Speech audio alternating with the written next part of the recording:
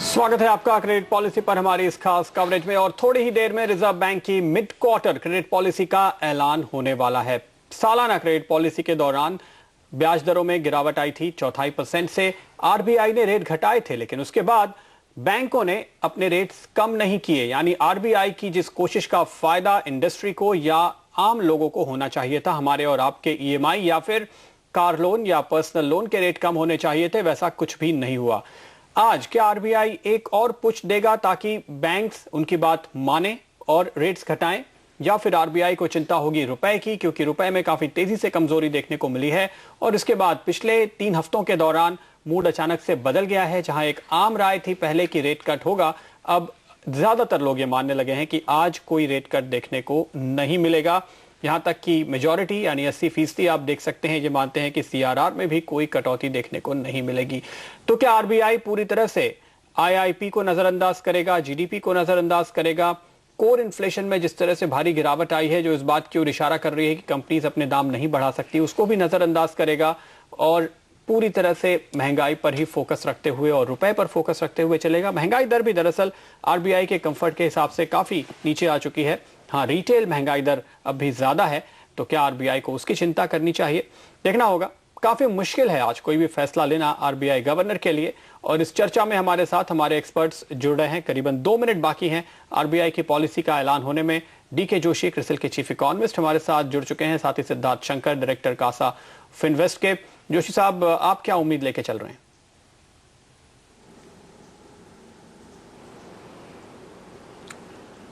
Hello. हाँ जी। मुझे लगता है कि आज आरबीआई कोई बदलाव नहीं लाएगा इंटरेस्ट रेट और सीआरआर में। उसका मुख्य कारण यह है कि जो करेंसी मार्केट में वॉलेटिलिटी देखी गई है, तो इस वजह से वो थोड़ा सा इसको वॉच करेंगे। जो नॉइज क्रिएट हुई है करेंसी के कारण, उसको सबसाइड करने देंगे। उसके बाद अगली, ऐसा नहीं है कि रेट कट आगे चलते हुए नहीं होगा, क्योंकि इन्फ्लेशन काफ़ी कमज़ोर हो चुकी है, डब्ल्यूपीआई इन्फ्लेशन, और उसके आगे बहुत ज़्यादा बढ़ने की उम्मीद नहीं है अनलेस करेंसी एक सस्टेन्ड डिप्रिसिएशन दिखाता है। तो आगे जाके आरबीआई जरूर काटेगा, पर अभी मुझे लगता है फिलहाल क्योंकि इतनी वॉलेटिलिटी है और वो फेडरल रिजर्व ने भी अपना जो क्वांटिटेटिव ईजिंग में अपना स्टांस है, उसमें थोड़ा और क्लैरिटी आने की उम्मीद है अगले कुछ दिनों में। तो मुझे लगता है कि अभी वो होल्ड करेंगे। ओके, तो फिलहाल जोशी साहब का ये व्यू है, लेकिन ऑफ कोर्स ये वीक सेंट्रल बैंक वीक है, क्योंकि आज आरबीआई क्रेडिट पॉलिसी पेश करेगा, कल फेडरल रिजर्व की बैठक शुरू होगी। देखना होगा किस तरह का स्टांस वहां पर आता है। हमारे साथ कासा फिनवेस्ट के डायरेक्टर सिद्धार्थ शंकर भी जुड़ चुके हैं। Good morning Siddharth. क्या लग रहा है, जिस तरह से ऑब्वियसली रुपये में हमने देखा है बहुत ज्यादा डेप्रिसिएशन देखने को मिली है, क्या आपको लग रहा है कि आरबीआई गवर्नर यहाँ पर एक सीआरआर कट करेंगे रुपये के इस डेप्रिसिएशन को देखते हुए? क्या लिक्विडिटी इंजेक्ट कर पाएंगे वो? आई थिंक लिक्विडिटी इंजेक्शन के लिए आरबीआई ओपन मार्केट ऑपरेशंस को ज़्यादा यूज़ करेगा as compare to CRR reduction के।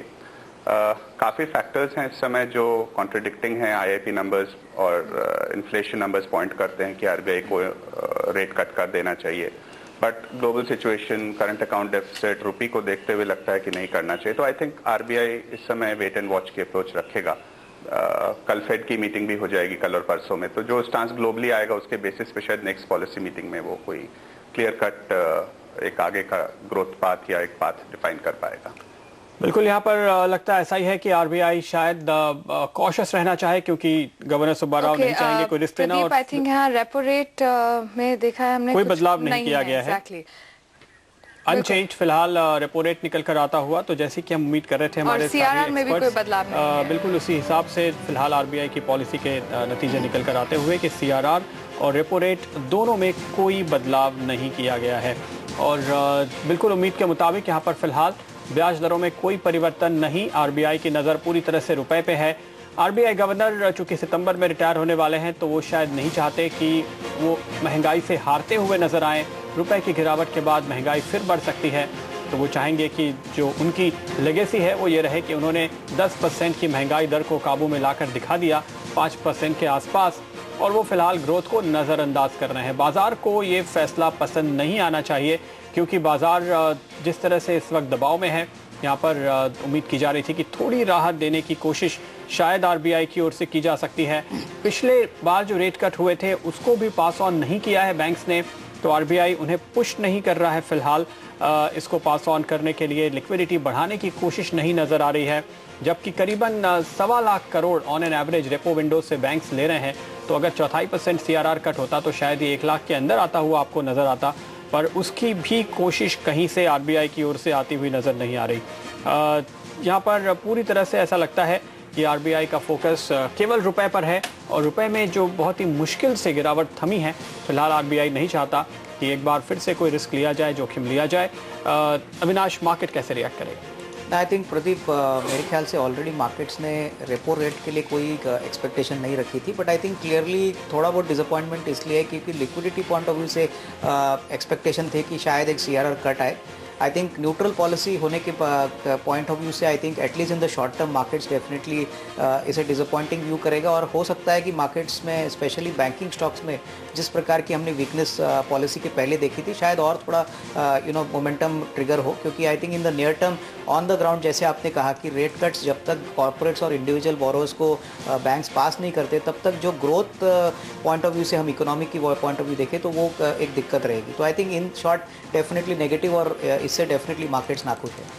कहा जा रहा है आरबीआई की ओर से कि जो खाने पीने की चीजों की महंगाई है, फूड इन्फ्लेशन है, उसके चलते एक लगातार दबाव बना हुआ है महंगाई की दरों पर, और इस वजह से फिलहाल आरबीआई एक कॉशियस स्टैंस लेके चल रहा है। हालांकि आरबीआई ने ये माना है कि मेटल प्राइसेस में कुछ गिरावट आई है, और ये कुछ राहत मिलती हुई आरबीआई के लिए जरूर दिखाई दे रही है। तो अंतर्राष्ट्रीय स्तर पर कमोडिटी के दाम गिरने से आरबीआई थोड़ा सा फिलहाल खुश है, लेकिन वही निराशा होती हुई नजर आ रही है खाने पीने की चीज़ों के दाम पे जो दबाव बना हुआ है, और साथ ही साथ जो इम्पोर्टेड इन्फ्लेशन, रुपए में कमजोरी आने की वजह से उनका असर होते हुए दिखाई दे रहा है। मिस्टर जोशी, आपको क्या अंदाज़ा है, क्या महंगाई पर वाकई में एक दबाव बनने वाला है खाने पीने की चीज़ों की वजह से, या फिर रुपए में गिरावट की वजह से? क्या ये रिस्क है कि हम फिर से WPI को कहीं 7-8% पे जाते हुए देख लेंगे, जो इस समय 5 के करीब है, बल्कि और भी नीचे? मुझे लगता नहीं है कि WPI 7-8% पे वापस जाएगा, पर जहां तक फूड आइटम्स का सवाल है उसमें तो मॉनसून को वॉच करना पड़ेगा। अभी तक फिलहाल प्रोग्रेस अच्छी है, तो फूड इन्फ्लेशन के लिए कोई एक रिस्क मॉनसून साइड से अभी नहीं दिखाई दे रहा है। और जहां तक रुपए का सवाल है, अगर ये जो डेप्रिसिएशन का राउंड हमने देखा, अगर ये टेम्परेरी होता है और रुपया थोड़ा और स्ट्रेंथन हो जाता है तो कोई ज़्यादा खतरा नहीं है। पर अगर रुपया 59-60 के आसपास बना रहता है बाकी पूरे साल भर, तो फिर इन्फ्लेशन 6% के आसपास होगा। तो ये डेप्रिसिएशन ऑफ द करेंसी बिल्कुल एक रिस्क जरूर पैदा कर रहा है। पर आई थिंक इस ओवरऑल अगर आप महंगाई की दर को WPI को लेके देखें, उसमें कोर इन्फ्लेशन काफी कमजोर हो गया, और कोर इन्फ्लेशन मुझे ऊपर जाता हुआ दिख नहीं रहा बहुत ज्यादा, क्योंकि उसमें प्राइसिंग पावर अभी बहुत कमजोर है। कंपनीज के अगर आप देखें ऑटोमोबाइल सेक्टर या जो कुछ और सेक्टर्स जिनमें बहुत ज्यादा कमजोरी, या अगर इंपोर्टेड कॉस्ट बढ़ती भी है तो कंपनीज होता नहीं है कि उसको पास ऑन कर सकें बहुत ज्यादा तेजी से। तो एक तरह से डिमांड साइड प्रेशर जो इन्फ्लेशन में है वो कमजोर रहेगा, और ये इस समय डिमांड साइड प्रेशर पिछले 7-8 साल में सबसे ज्यादा कमजोर है, क्योंकि 4% प्राइवेट कंजम्पशन ग्रोथ हमने पिछले 12 साल में नहीं देखी है एक्चुअली, और ये कमजोरी अभी बनी हुई है। तो मुझे नहीं लगता कि डिमांड साइड से कोई प्रेशर इन्फ्लेशन पे उभर के आ रहा है। हाँ, कुछ सप्लाई बॉटलनेक्स के कारण थोड़ा बहुत, तो यानी आरबीआई शायद सकता है, पर वो महंगाई की जो चिंता जता रहा है वो जरूरत से जाके सस्टेन नहीं करेगा। बिल्कुल। हमारे साथ मेरी सहयोगी कविता कृष्णन अब जुड़ चुकी हैं। आरबीआई ने क्या कहा है इस पॉलिसी का, जो फैसला लिया गया है उसके पीछे क्या वजह है, आइए जानते हैं कविता से। जी, बेसिकली आरबीआई का कहना है कि आज जो उन्होंने कोई मूव नहीं किया है, इसके पीछे इनका कहना है कि बेसिकली अब आगे वो जो कदम उठाएंगे वो इस बेसिस पे कदम उठाएंगे कि ग्रोथ और इन्फ्लेशन यानी ग्रोथ और महंगाई किस तरह आगे पैन आउट होती है, उस बेसिस पर वो आगे किसी तरह का कदम लेंगे। साथ ही बैलेंस ऑफ पेमेंट सिचुएशन पर भी नजर आरबीआई की रहेगी। आरबीआई ने ये भी साफ किया है, उनका कहना है कि ड्यूरेबल रिसीडिंग ऑफ इन्फ्लेशन, जिसका मतलब ये है कि जो महंगाई जो हमने घटते हुए देखा है इसे कंटिन्यू करना होगा। अगर लगातार महंगाई इस तरह घटती रही तभी हम उम्मीद कर सकते हैं कि आगे आरबीआई ब्याज दरें घटाएगी। और करंट अकाउंट डेफिसिट के लिए जो घटाने के लिए जो कदम उठाए सरकार ने, उससे आरबीआई खुश है। लेकिन उन्होंने ये भी कहा है कि जो ग्लोबल इकोनॉमी में जो अनसर्टेनिटी है, जो कैपिटल फ्लोज को लेकर जो अनसर्टेनिटी बनी हुई है, जो पिछले हफ्तों में हमने देखा है, उसको लेकर आरबीआई काफी चिंतित है और इस पर आरबीआई की नजर बनी रहेगी। इसके अलावा जो मानसून जिस तरह आगे बढ़ा है, जो रबी की जो बम्पर प्रोडक्शन हुई है, उससे आरबीआई काफी खुश है। आरबीआई का कहना है कि इससे ऐसे लग रहा है कि ग्रोथ इस साल अच्छी रहेगी, लेकिन मैन्युफैक्चरिंग एक्टिविटी यानी इंडस्ट्रियल प्रोडक्शन में जो कमी आई है, जो लगातार कमी आ रही है, वो उस पर अब आरबीआई की नजर पड़ी है। आरबीआई उससे काफी परेशान है और आरबीआई ने साफ कहा है कि ग्रोथ को बढ़ाने के लिए इन्वेस्टमेंट बढ़ाना पड़ेगा, साथ ही प्राइवेट इन्वेस्टमेंट को एनकरेज करना पड़ेगा, उसको बढ़ोतरी देना पड़ेगा और प्रोजेक्ट क्लियरेंस यानी प्रोजेक्ट्स को जल्द से जल्द प्रोजेक्ट की क्लियरेंस करानी होगी, तभी इकोनॉमी में कोई ग्रोथ फिर से लौटेगी। जी बिल्कुल, लेकिन जो बातें आरबीआई यहाँ पे कह रहा है, क्या वाकई उस दिशा में कदम भी उठाया है? अगर प्राइवेट इन्वेस्टमेंट को बढ़ावा देना है तो ब्याज दरें घटनी जरूरी है।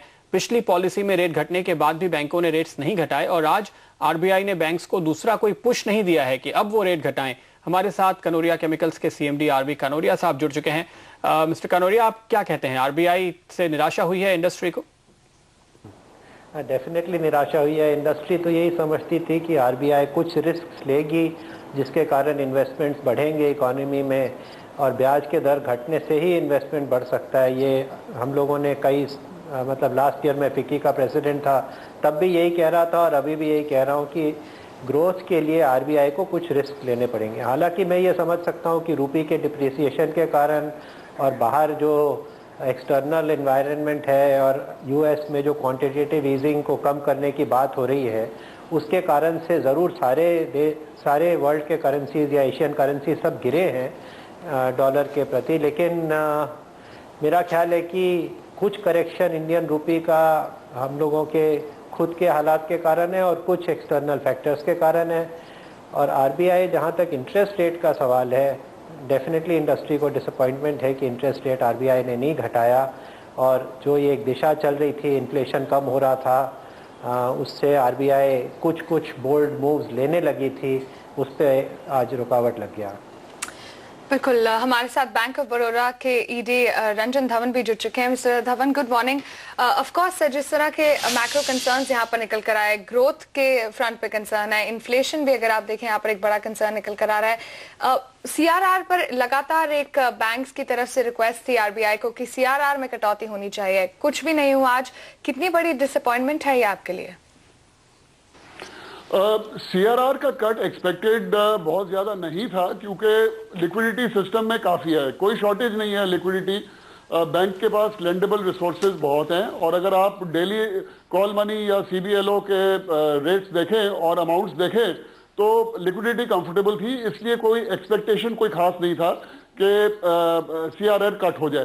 सीआरआर कट कम होने से जो थोड़ी बहुत ही रेट की ट्रांसमिशन है, क्योंकि जो बैंक के पास अर्निंग एसेट्स हैं वो ज्यादा हो जाएंगे, तो हमारे को फर्दर पास ऑन करने में थोड़ा आसान रहता।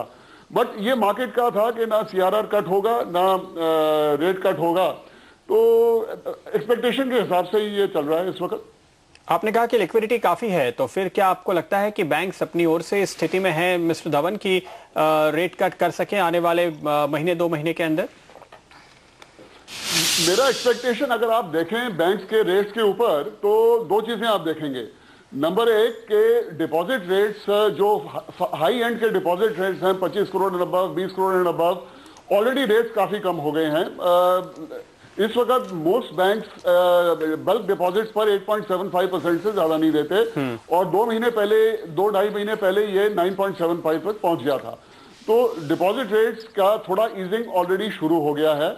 जहां तक लेंडिंग रेट्स हैं, मोस्ट बैंक्स ने एनीवेयर बिटवीन 25 पैसे से लेके 50 पैसे तक अपना बेस रेट कम कर दिया है। उससे ज्यादा आप ये देखिए कि जो स्प्रेड्स हैं, बैंकिंग इंडस्ट्री के स्प्रेड्स हैं, वो काफी कम हो गए हैं। और जैसे बैंक ऑफ बड़ौदा ने अभी कुछ दिन पहले ही अपने जो होम लोन रेट्स हैं, वो सारे होम लोन रेट्स हम बेस रेट पे देने का निर्णय करा है। तो जो मैं कह रहा, वो मेरा कुल मिला के जो मैं कह रहा हूं, वो ये है कि जो रेट्स हैं वो आहिस्ता आहिस्ता कम हो रहे हैं। जो बेसिक प्रॉब्लम है इकोनॉमी में वो है कि हाई इन्फ्लेशन काफी सालों से थी। अब 3-4 महीनों से मैं ये कह रहा हूं कि मेरी ग्लोबल कमोडिटी प्राइसेस वो कम हो गई हैं। क्योंकि ग्लोबल कमोडिटी प्राइसेस कम हो गई हैं, होलसेल प्राइस इंडेक्स अब आहिस्ता आहिस्ता नीचे आना शुरू हो गया है। मेरा ख्याल है कि अगले कुछ महीनों में रेट्स अपने आप थोड़े बहुत कम हो जाएंगे, ग्रेजुअली होंगे। ग्रेजुअली ये 2 महीने से ये ट्रेंड शुरू हो गया है और ग्रेजुअली ये ट्रेंड कंटिन्यू करेगा, एकदम से सडनली नहीं होगा। ओके, हमारे साथ आईसीआईसीआई प्रूडेंशियल के CIO fixed income Rahul Goswami ji अब जुड़ चुके हैं। मिस्टर गोस्वामी, आप क्या व्यू ले रहे हैं इस समय? क्या आज आरबीआई ने जो पूरी तरह से डिसीजन लिया है वो रुपए को ध्यान में रख के लिया है?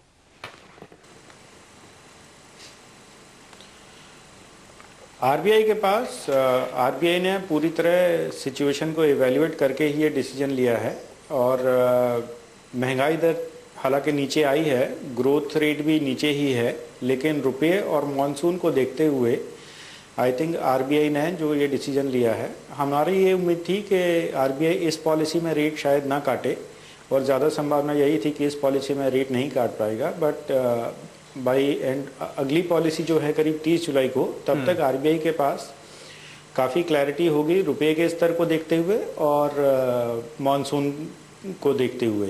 मिस्टर गोस्वामी, ये बताइए कि आरबीआई को चिंता इस बात की है कि पिछले कुछ दिनों में अगर आप देखें तो काफी तेजी से डेट से पैसे निकले हैं, एफआईआईस ने यहां से पैसे निकाले हैं, शायद वापस वो यूएस जा रहे हैं। क्या आपको लगता है कि आरबीआई के रेट कट ना करने से अब ये पैसे निकलने का सिलसिला रुक जाएगा, एफआईआईस की सेलिंग रुक जाएगी?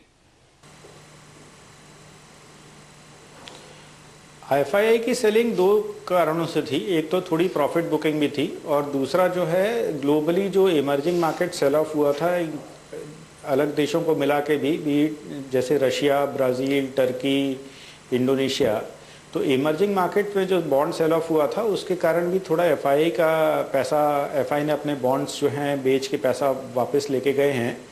बट जैसे जैसे ये ट्रेंड वापस सुधर जाएगा और हमारे हिसाब से हिंदुस्तान की हालत जो है बाकी दूसरे देशों से कहीं बेहतर है और वापस एफआईआईज को पैसा डालने के लिए Hindustan, India will remain a very very good destination.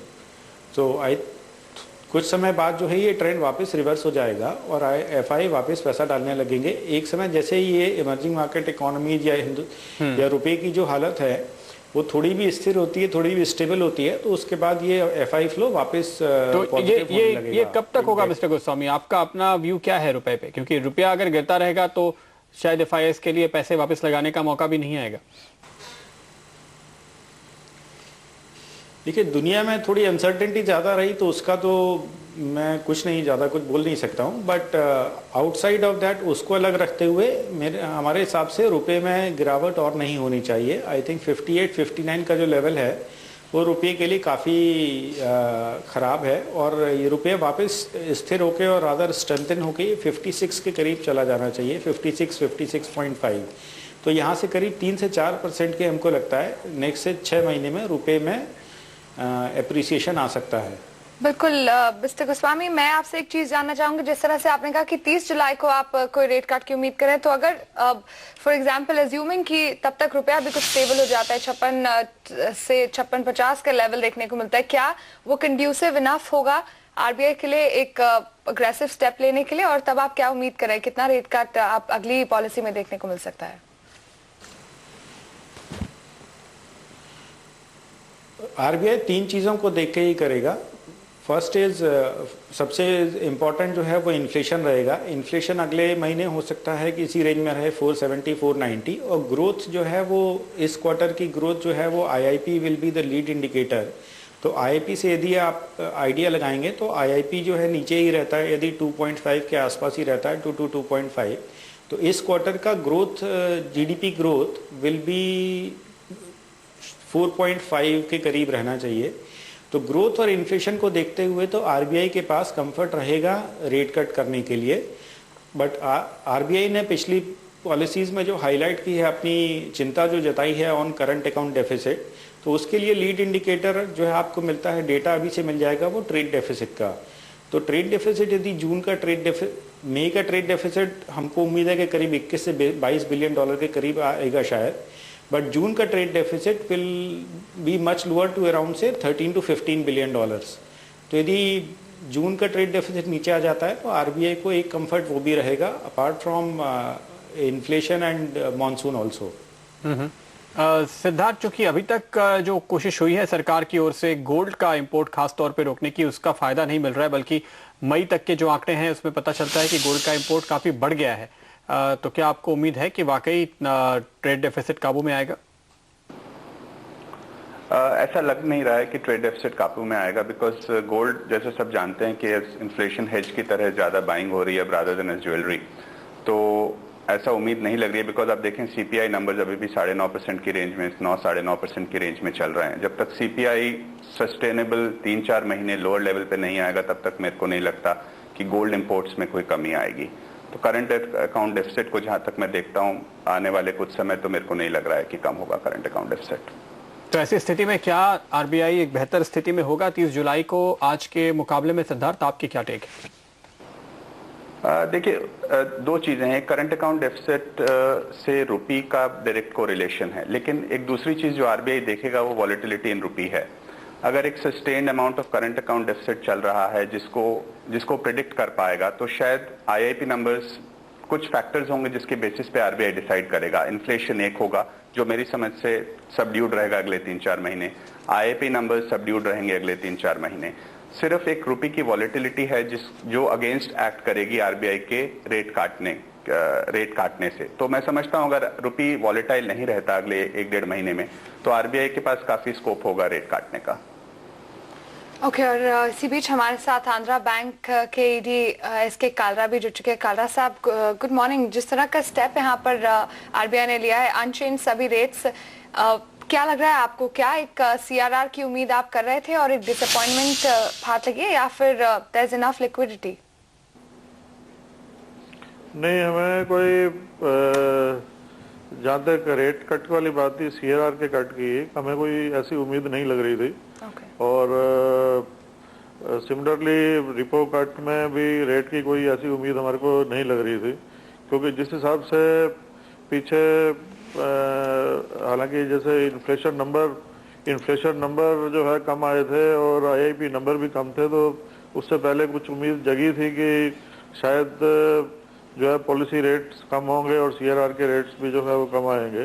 पर जिस हिसाब से रुपी की डॉलर रुपी वॉलेटिलिटी रही और करंट अकाउंट डेफिसिट का एक कंसर्न रहा ही था हमारे पास, तो उससे ये बड़ा जाहिर हो गया था कि अब जो है जब तक रुपी स्टेबल नहीं होगा और इसमें चांसेस नहीं आएंगे कि करंट अकाउंट डेफिसिट के देयर इज ए क्लियर स्टेंस कि ये जब डाउन होने के वो नहीं रहेंगे हमारे को चांसेस, तो ये हमारे को उम्मीद थी कि ये इसमें किसी टाइप वाला पॉलिसी में रेट्स कम नहीं आएंगे।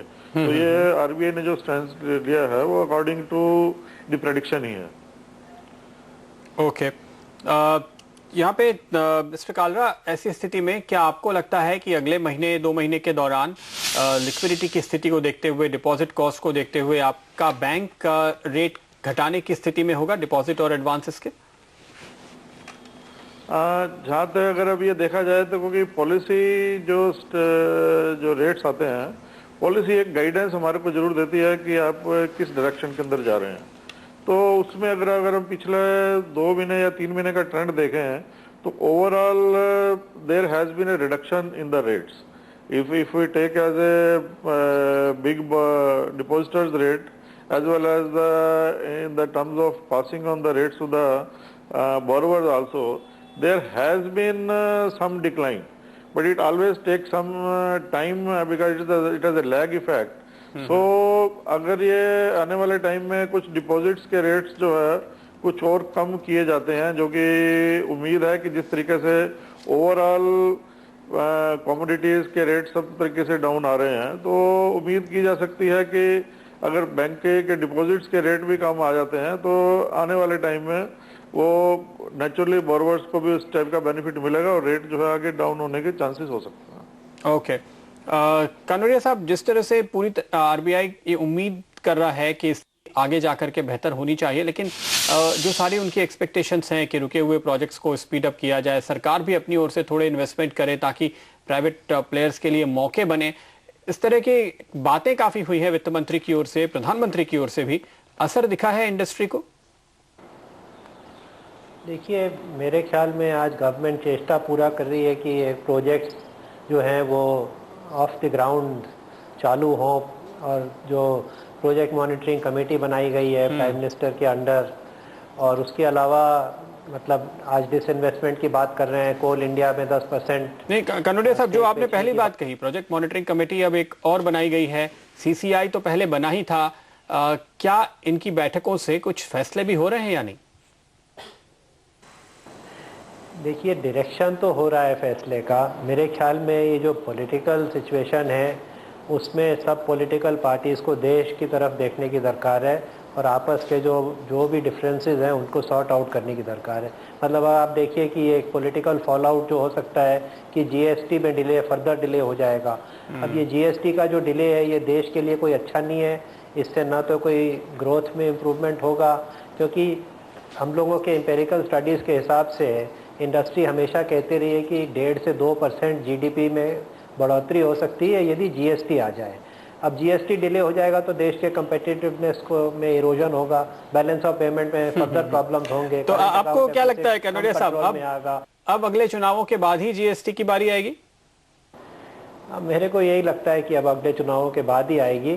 लेकिन ये जो प्रोजेक्ट मॉनिटरिंग कमेटी है, मैं तो अर्ज यही करूंगा कि इसमें कुछ टीथ लाया जाए, जिसमें एनवायरनमेंट क्लियरेंसेस एक्सेट्रा जो कि स्टेट्स के ऊपर या अलग अलग मिनिस्ट्रीज के ऊपर डिपेंडेंट हैं, उसका पावर जो है वो एक थोड़ा सा सेंट्रलाइज करने की दरकार है, ताकि प्रोजेक्ट्स जो हैं उनमें क्लियरेंसेस फटाफट मिलें और वो आगे बढ़ें। और प्लस पब्लिक सेक्टर के पास जो रुपया पड़ा है कई कंपनियों के पास, वो जो है वो एडिशनल स्पेंडिंग, एडिशनल इन्वेस्टमेंट्स की तरफ चैनलाइज हो, तो उससे इकोनॉमी में कुछ इम्प्रूवमेंट जरूर हो सकता है। लेकिन जो इनहेरेंट प्रॉब्लम्स कम्पिटिटिवनेस के हैं वो पार्शियली करेक्ट होंगे रुपये के डिप्रिसिएशन से, लेकिन जो फंडामेंटल्स हैं इंफ्रास्ट्रक्चर के, पावर के, लैंड एलोकेशन के, उनको गवर्नमेंट को ज़रूर सॉल्व करना पड़ेगा। जी, बहुत बहुत शुक्रिया मिस्टर कानोडिया आपका हमारे लिए वक्त निकालने के लिए आज। मिस्टर धवन, आपकी ये राय चाहेंगे, आपके तो तमाम तरह के प्रोजेक्ट्स में लोन्स होंगे, जो अटके हुए प्रोजेक्ट्स की बात आरबीआई फिर से कर रहा है। हमने पहले सुना कि सीसीआई ने रोड प्रोजेक्ट्स को क्लियर करने के लिए नया फॉर्मूला निकाला था, एनवायरनमेंट और फॉरेस्ट क्लियरेंस को अलग अलग करके। क्या कुछ प्रोजेक्ट्स जो रुके हुए थे अब वापस से उनमें काम शुरू होते हुए आप देख रहे हैं? मेरे ख्याल में थोड़ा क्लाइमेट ऐसा बन रहा है, क्योंकि हमारे जो बड़े प्रोजेक्ट्स के बोरोवर थे, कोई बता रहा था भाई गैस नहीं है, कोई बता रहा था कोल नहीं है, कोई बता रहा था कि हमारे जो ड्यूज देने हैं, हमारे जो ड्यूज रिकवरेबल नहीं है या बहुत देर में मिलते हैं। तो ये सारी चीजें हम देख रहे हैं कि थोड़ा ना थोड़ा प्रोग्रेस हो रहा है। फाइनेंस मिनिस्टर आया था, he had a meeting with all the stakeholders, and हमको लग रहा है कि इसमें थोड़ा मूवमेंट शुरू हो गया है। अब इसका नेट नतीजा कब आएगा ये मैं आप कह नहीं सकता, बट मूवमेंट जरूर लग रहा है। और ये इंपॉर्टेंट है कंट्री के लिए कि ये जो प्रोजेक्ट्स हैं ये वंस अगेन सारे स्टार्ट हो जाएं, और जो सप्लाई साइड कंस्ट्रेंट्स हैं ये रिमूव हो जाएं। बिल्कुल। तो सरकार के पाले में आरबीआई ने गेंद डाल दी है। आरबीआई ने कहा हम तो महंगाई और रुपए से परेशान हैं, हम आपको कोई राहत नहीं देंगे। सरकार को चाहिए रुके हुए प्रोजेक्ट्स को शुरू कराएं। लेकिन सरकार ने अब तक जो कोशिशें की है, वित्त मंत्री जी को आए हुए अब तो साल पूरा होने ही आया है, 9-10 महीने हो चुके हैं, उनके सारी कोशिशों का असर जमीन पे शायद अब तक दिखाई नहीं दे रहा है। इंडस्ट्री भी यही कह रही है, बैंकर्स भी यही कह रहे हैं। हमारे साथ एक और इंडस्ट्री के प्रतिनिधि जुड़ रहे हैं, एमएस उन्नीकृष्णन साहब, जो थर्मेक्स के एमडी हैं। मिस्टर उन्नीकृष्णन, पावर सेक्टर में क्योंकि काफी सारे प्रोजेक्ट अलग अलग वजहों से अटके हुए हैं, क्या सीसीआई की वजह से, सरकार के इन तमाम कोशिशों की वजह से कहीं आपको प्रोजेक्ट्स वापस शुरू होते हुए दिखाई दिए? बिल्कुल नहीं। सीसीआई के कोई भी मीटिंग से कोई भी पावर प्लांट का कोई कंस्ट्रक्शन या तो परमिशन अभी तक आ चुके नहीं है। ये बुरी बात है कि पिछले 6 महीने में हिंदुस्तान में एक भी पावर प्लांट का ऑर्डर फाइनलाइज नहीं हो चुका है, और आगे भी मेरा कोई भी उम्मीद नहीं है कि अगले 6 या जब तक इलेक्शन खत्म ना हो जाए तब तक के लिए कुछ परमिशन आने का उम्मीद मेरे को नहीं दिखाई दे रही। ये पावर की बारे में बात नहीं, अकेला नहीं है। स्टील इंडस्ट्री का एक्सपेंशन बिल्कुल बंद है, सीमेंट की एक भी तो एक्सपेंशन नहीं है, रोड प्रोजेक्ट छोड़ के मेरे ख्याल से कोई भी बड़े प्रोजेक्ट का finalisation in the recent past बिल्कुल नहीं हुआ है।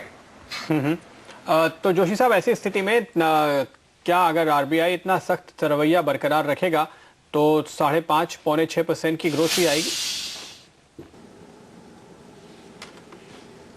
देखिए, इस साल तो हमारा मानना यह है कि जीडीपी ग्रोथ 6% के करीब रहेगी। आरबीआई का फोरकास्ट उससे भी कम है। आरबीआई एक्चुअली बहुत जो अगर इन्फ्लेशन को देखें, उनकी टोन बहुत हॉकिश है। वो उन्होंने साफ तौर पे पिछली पॉलिसी में भी कहा था और इस बार भी कहा है कि जो room for further easing will be there only if the inflation continues to surprise, या महंगाई की दर जो है वो एक्सपेक्टेशन से ज़्यादा नीचे आए, क्योंकि उन्होंने एक टारगेट भी सेट किया 5% बाय मार्च। तो इसलिए मुझे लगता है कि वो ग्रोथ और इन्फ्लेशन दोनों को बैलेंस करने की कोशिश कर रहे हैं, पर अभी भी उनका जो फोकस है वो इन्फ्लेशन कंट्रोल पे ही है। लेकिन सिद्धार्थ, क्या ये अनड्यू नहीं है? क्योंकि जिस तरह से महंगाई काबू में आ गई है, कोर इन्फ्लेशन जिसको आरबीआई एक्चुअली इन्फ्लुएंस कर सकता है वो तो 2.5% पे आ गई है। अब आरबीआई अगर ये कहे कि हम खाने पीने की चीजों की महंगाई भी रोक लेंगे, रेट कम नहीं करके या सीआरआर कम नहीं करके, ये तो मुमकिन है ही नहीं। देखिए, रेट कट करने का एक आरबीआई अगर एक सर्टेन रेट कट करती है तो उसके दो इम्पैक्ट्स होते हैं। बैंक भी तभी रेट कट कर पाएगा जब वो अपने जो जिस रेट पे वो पैसा ले रहा है, जिससे कंज्यूमर उस पर डिपॉजिट्स दे रहा है, वो भी रेट कम हो पाए। वो तब तक कम नहीं कर पाएगा बैंक जब तक कंज्यूमर प्राइस इन्फ्लेशन कम नहीं हो जाता। तो अगर हम आरबीआई की नजरिए से देखें तो उसके लिए सीपीआई भी उतना ही इंपॉर्टेंट है, बिकॉज फूड एक इंपॉर्टेंट कंपोनेंट है। तो खाली आरबीआई के रेट रिडक्शन से बैंक पास ऑन कर देंगे रेट रिडक्शन, वो नहीं होना है। तो एक आरबीआई भी अपने तरीके से गवर्नमेंट पे प्रेशर बना रही है ताकि वो एक एफिशिएंसी ला पाए, प्रोजेक्ट्स की क्लियरेंस ला पाए, बिकॉज वो एक फाइनली चीज है जो इंडस्ट्री ग्रोथ में लॉन्ग टर्म में इंपैक्ट करेगी। सिर्फ इंटरेस्ट रेट से फर्क नहीं पड़ेगा अगर सीपीआई कम नहीं आता है तो। लेकिन जो पिछली बार रेट कट हुआ था और जो पास ऑन नहीं हुआ है, उसको पास ऑन करने के लिए कोई एक पुश भी यहाँ पर आरबीआई की ओर से नहीं दिया जा रहा, ऐसा साफ तौर पे नजर आता है जोशी साहब। तो क्या ये आपको नहीं लग रहा कि 1.5 महीने पहले जो रेट कट अनाउंस किया, अगर 1.5 महीने तक वो पास ऑन नहीं हुआ तो उस पर आरबीआई को जरूर कुछ करना चाहिए था?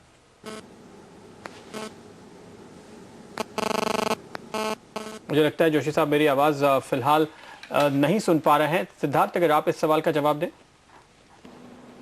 देखिए, जैसा बैंकर्स जो अभी पैनल पे थे उन्होंने कहा है कि उन्होंने स्लोली रेट्स पास ऑन करने शुरू कर दिए हैं, बट फिर मैं फिर उसी चीज को रिपीट करूंगा कि उसके डिपॉजिट रेट्स पे कितना इंपैक्ट आ रहा है। अगर वो डिपॉजिट रेट्स भी साथ साथ कम करना शुरू कर देंगे तो फिर पैसा शायद गोल्ड में जाने लगे अगर सीपीआई कम नहीं होता है तो इंटरेस्ट रेट कम करना सिर्फ एक तरीका नहीं है इन्वेस्टमेंट को स्पर करने का। आई थिंक एक एनवायरनमेंट क्रिएट करना पड़ेगा गवर्नमेंट को, एक एनवायरनमेंट क्रिएट करना पड़ेगा कि बाहर से पैसा आ सके प्रोजेक्ट्स में, चीप मनी बाहर से आ सके और प्रोजेक्ट्स लग सकें। तो आई थिंक अब गवर्नमेंट के ऊपर ज्यादा डिपेंडेंट है आरबीआई कि वो आईआईपी नंबर्स और जीडीपी नंबर्स को बढ़ा पाए। बिल्कुल। इनफैक्ट मिस्टर जोशी, मैं इसी से रिलेटेड आपसे जानना चाहती थी, जिस तरह का यहाँ पर हम मैक्रो एनवायरनमेंट देख रहे हैं कि डेट से आउटफ्लोज लगातार बढ़ते जा रहे हैं, आईआईपी ग्रोथ में कमजोरी देखने को मिल रही है, क्या आपको लगता है यहाँ पर अगली कुछ पॉलिसीज में अगर 1-2 रेट कट्स भी होते हैं, क्या वो कुछ मैजिक क्रिएट कर पाएंगे यहाँ पर भारत की ग्रोथ स्टोरी को आगे बढ़ाने के लिए?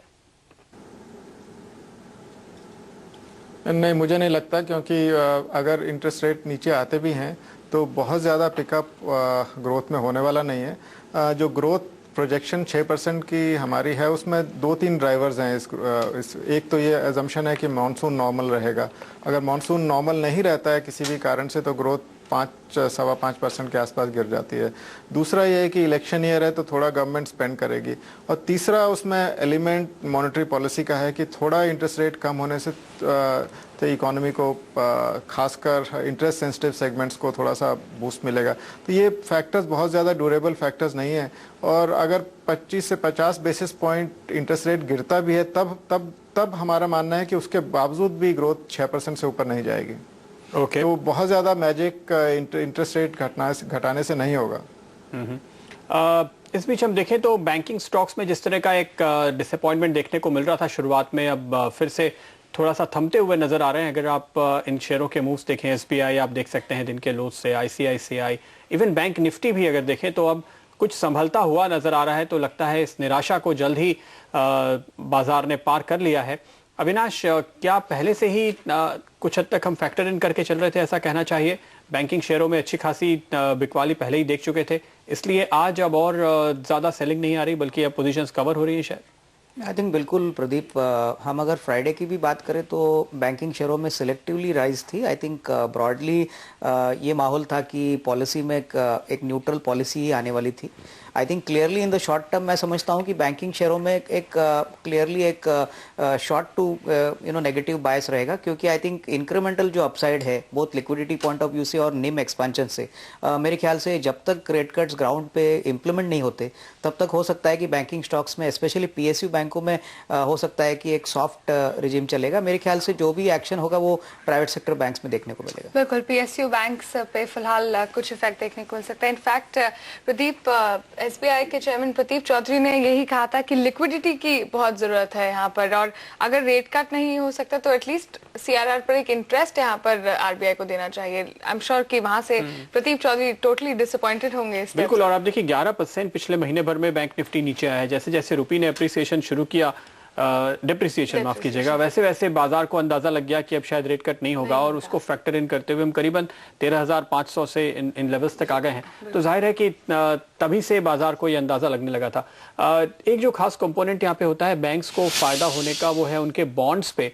अगर बॉन्ड यील्ड्स काफी कम होती हुई नजर आए तो मिस्टर गोस्वामी, डेट मार्केट के लिहाज से क्या लिक्विडिटी जो थोड़ी सी ईज हो रही है वो यील्ड्स में रिफ्लेक्ट हुई है? वहां पे किस तरह की एक्सपेक्टेशंस थी? और जो शेयर बाजार के निवेशक हैं वो ये समझना चाहेंगे कि क्या जून क्वार्टर में ये उम्मीद करनी चाहिए कि बैंक्स को मार्क टू मार्केट गेन्स देखने को मिलेंगे, उनका मुनाफा बढ़ेगा? जून क्वार्टर में डेफिनेटली बैंक्स को मार्क टू मार्केट गेन्स मिलेंगे, बिकॉज यदि हम 3 महीना पीछे जाएं, March ending 10 year bond yield जो है करीब थी 7.95 के करीब, और यदि इस समय यदि आप देखें तो द ओल्ड 10 ईयर, पुराना वाला जो 10 ईयर बॉन्ड था वो अभी भी करीब 756 757 के करीब ट्रेड हो रहा होगा। आई हैव नॉट सीन, मतलब मेरे को अभी तुरंत के तो प्राइसेस नहीं पता है, but before policy it was trading at 756। तो उसमें ही करीब जो है 35 से 40 बेसिस पॉइंट का तो यील्ड में गिरावट आई है ओवरऑल बॉन्ड पोर्टफोलियो में। तो I am sure that banks will be able to capture that, और उनके पोर्टफोलियो में एमटीएम का तो इजाफा आना चाहिए। और मार्केट एक्सपेक्टेशन जो है वो नहीं थी रेट कट के लिए, तो ज़्यादा कुछ सरप्राइज लगता नहीं है। बाकी 2-3 बेसिस पॉइंट्स का सेल ऑफ यदि होगा भी तो भी वो वापस रिकवर हो जाना चाहिए। और मार्केट जो है इसी उम्मीद पर था कि दैट बिकॉज जो रुपये के रीसेंट जो डेप्रिसिएशन, रुपए में जो रीसेंट जो गिरावट आई है अगेंस्ट डॉलर, उसको मायने में रखते हुए आरबीआई जो है थोड़ा हेजिटेंट रहेगा रेट कट करने में। और जैसे जैसे रुपये का लेवल स्थिर होता है अगेंस्ट अदर करेंसीज, तो RBI will also get confidence, and basically RBI by July policy will have better idea, मतलब उसको थोड़ा ज़्यादा आइडिया होगा और ज़्यादा क्लैरिटी होगी ऑन रुपये, inflation and growth and the trade deficit. Trade deficit हमारे हिसाब से जून का trade deficit should be lower, basically $15 billion के करीब आना चाहिए, उससे भी नीचे आना चाहिए। और मई का ट्रेड डेफिसिट जो है जरूर एलिवेटेड होगा 21 से 22 बिलियन डॉलर, बट जून का ट्रेड डेफिसिट डेफिनेटली $15 बिलियन है, उससे नीचे ही रहेगा। तो उससे भी आरबीआई को आगे जाके जो है गवर्नमेंट ने और आरबीआई ने जो रिसेंट स्टेप्स लिए हैं गोल्ड इंपोर्ट को लेके, तो उससे गोल्ड इंपोर्ट्स में भी जो गिरावट आने की उम्मीद है हमको, उससे भी ट्रेड डेफिसिट पे काफ़ी पॉजिटिव इम्पैक्ट लगता है। बिल्कुल, इनफैक्ट आरबीआई की तरफ से भी यही बयान आता हुआ कि आपको जून में ट्रेड डेफिसिट में कुछ कमी जरूर देखने को मिलेगी। अविनाश, लेकिन मार्केट्स अब किस तरह से पोजीशनड है? आरबीआई की क्रेडिट पॉलिसी आज आ गई, कल ऑब्वियसली एक बड़ा इवेंट है क्योंकि फेड की यहाँ पर मीटिंग शुरू होगी। क्या मार्केट्स उसे कीनली वॉच करेंगे और वहां से हम एक डायरेक्शन लेंगे? नहीं, बिल्कुल। आई थिंक अभी पॉलिसी होने के बाद आई थिंक फेड की मीटिंग पे ये एक वॉच रहेगी कि क्वांटिटेटिव ईजिंग को लेके फेड के चेयरमैन क्या कहते हैं, क्योंकि आई थिंक काफ़ी टाइम से मार्केट रिपोर्ट सजेस्ट कर रहे हैं कि फेड शायद क्वांटिटेटिव ईजिंग का प्लान जो है वो उसे अभी टेपर करने की बात कर रही है और खींचने की बात कर रही है। तो अगर ऐसा कोई न्यूज़ फ्लो कल पता लगता है तो मेरे ख्याल से इमर्जिंग मार्केट्स इंक्लूडिंग इंडिया के लिए काफ़ी ख़राब रहेगी बात। बट क्लियरली अगर रियलिटी देखें तो मैं समझता हूँ कि ये इमीडिएटली शॉर्ट टर्म में एक्सपेक्ट करना डिफिकल्ट होगा, क्योंकि वहाँ पे भी अभी भी जॉबलेस रेट काफ़ी बड़ा है, अनएम्प्लॉयमेंट काफ़ी बढ़ चुका है। तो क्लियरली आई थिंक कल ग्लोबल डेटा पॉइंट इंपॉर्टेंट रहेगा, क्योंकि आरबीआई के पॉलिसी में आज कुछ भी नहीं आया, तो global data points will decide the trend for the near term. बिल्कुल, देखना होगा किस तरह की लैंग्वेज यहाँ पर फेड चेयरमैन बेन बर्नांकी की ओर से निकल कर आते हैं। क्या वो क्वांटिटेटिव ईजिंग को यहाँ पर टेपर डाउन करने की तैयारी कर रहे हैं या फिर अभी कुछ वक्त है और इकोनॉमी में और स्ट्रेंथ आनी अभी फिलहाल बाकी होगी। लेंगे एक फिलहाल छोटा सा ब्रेक के बाद भी ये चर्चा जारी रहेगी। आप बने रहिए हमारे साथ।